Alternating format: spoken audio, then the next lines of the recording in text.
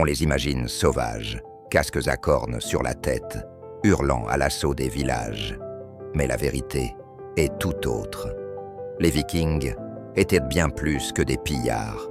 Ils étaient agriculteurs, explorateurs, artisans, les bâtisseurs d'un monde que l'histoire a trop simplifié. 5 siècles avant Christophe Colomb, un homme osa traverser l'océan Atlantique.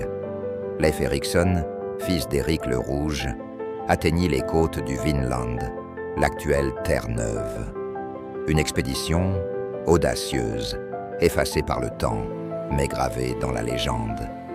Bien avant nos parlements modernes, les Vikings débattaient librement lors du Ting. C'était une assemblée où chaque homme libre pouvait s'exprimer et voter les lois. Une démocratie primitive, née dans le froid du Nord. Dans le monde viking, les femmes avaient un pouvoir rare pour leur époque.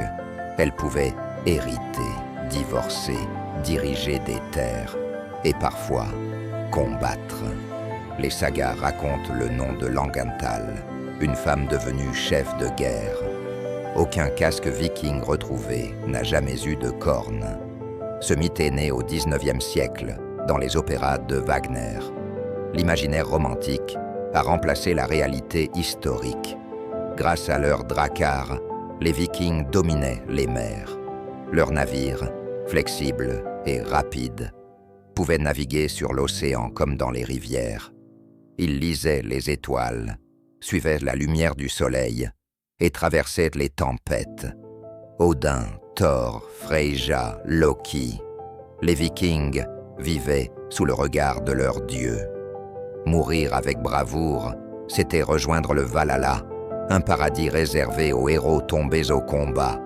Les Vikings ont disparu depuis 1000 ans, mais leur héritage vit encore, dans nos mots, nos traditions et notre fascination pour ces peuples du Nord.